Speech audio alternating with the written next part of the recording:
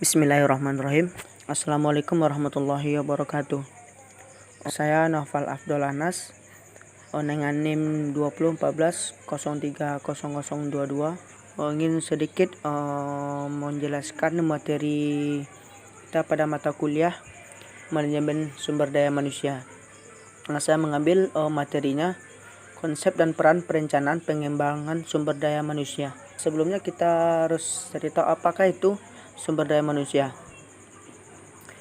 Sumber daya manusia atau SDM merupakan modal dasar pembangunan nasional. Oleh karena itu, maka kualitas sumber daya manusia senantiasa harus dikembangkan dan diarahkan agar bisa mencapai tujuan yang diharapkan. Berbicara mengenai sumber daya manusia, sebenarnya dapat dilihat dari dua aspek. Yang pertama, aspek kuantitas. Ini mencakup jumlah sumber daya manusia yang tersedia atau penduduk. Sedangkan aspek kualitas, kalau ini mencakup kemampuan sumber daya manusia itu baik fisik maupun non fisik. Itu kecerdasan dan mental dalam melaksanakan pembangunan. Manajemen sumber daya manusia ini memiliki berbagai fungsi-fungsi. Di antaranya ada perencanaan, pengembangan, pengintegrasian, pemeliharaan, kedisiplinan, dan pemberhentian.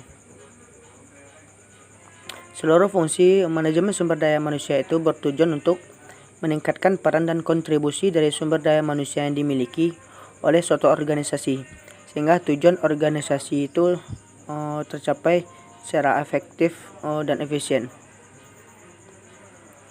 Pengertian perencanaan sumber daya manusia.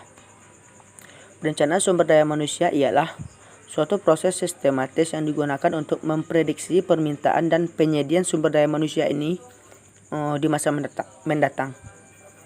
Melalui program perencanaan sumber daya manusia yang sistematis ini, dapat diperkirakan jumlah dan jenis tenaga kerja yang dibutuhkan pada setiap periode tertentu, sehingga dapat membantu bagian sumber daya manusia dalam perencanaan rekrutmen, seleksi, serta pendidikan dan pelatihan.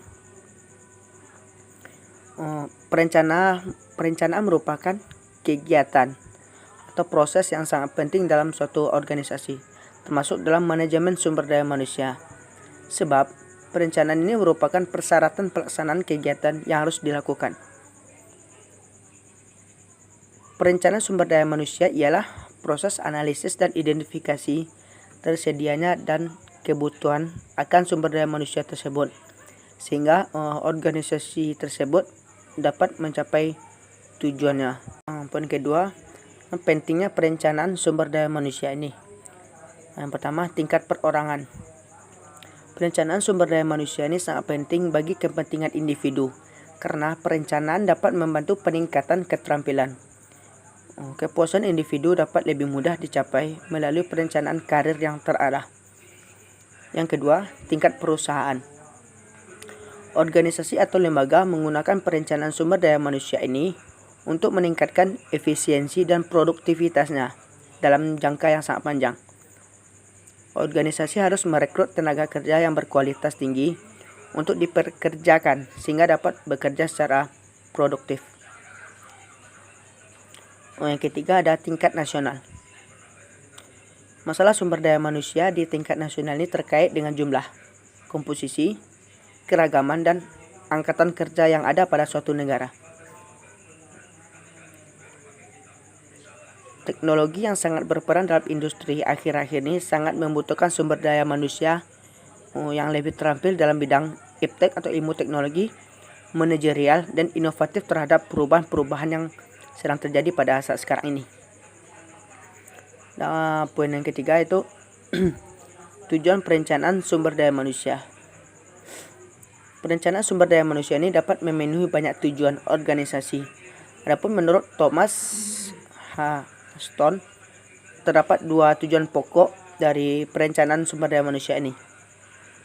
Yang pertama, membantu menentukan tujuan organisasi, termasuk perencanaan pencatatan kesepakatan kerja yang sama pada karyawan dengan tujuan tindakan afirmatif.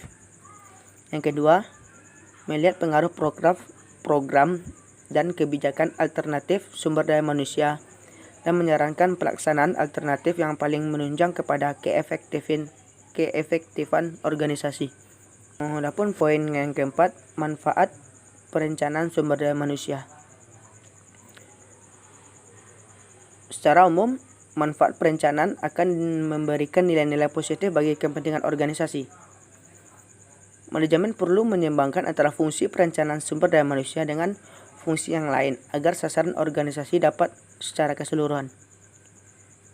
Jika perencanaan sumber daya manusia dilakukan dengan baik, akan diperoleh keuntungan-keuntungan. Yang pertama, manajemen puncak memiliki visi yang lebih baik terhadap aspek-aspek sumber daya manusia atau terhadap keputusan bisnisnya. Yang kedua, manajemen dapat memprediksi adanya ketidakseimbangan yang mempengaruhi biaya sumber daya manusia menjadi tindakan terkontrol. Yang ketiga, manajemen dapat menempatkan right man on the right place dengan tepat sesuai dengan kebutuhan organisasi.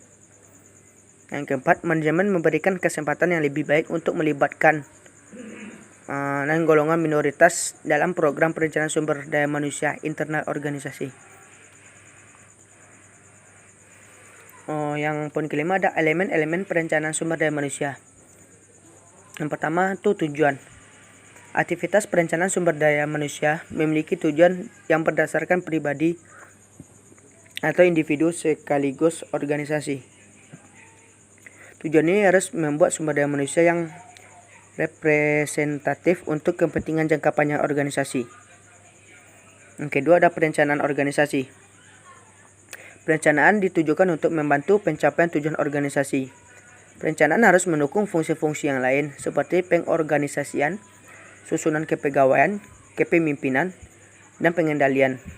Perencanaan dapat meminimalkan risiko atau ketidakpastian. Yang ketiga ada audit sumber daya manusia. Audit juga merupakan pemeriksaan kualitas secara menyeluruh kegiatan-kegiatan personalia dalam suatu departemen, divisi, atau organisasi. Yang terakhir ada peramalan sumber daya manusia.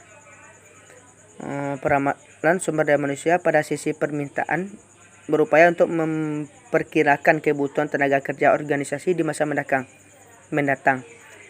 Teknik yang dapat dipakai antara lain teknik Delphi, ekstrapolasi, analisis komputer, indeksasi, dan masih banyak lagi. Tentunya, metode apapun yang akan digunakan harus memiliki pertimbangan keakuratan, validitas, dan efisien dari sisi anggaran. Mungkin itu yang dapat saya paparkan dalam materi manajemen sumber daya manusia ini. Jika ada salah, saya mohon maaf. Allahul muwaffiq ila aqwamit thoriq. Assalamualaikum warahmatullahi wabarakatuh.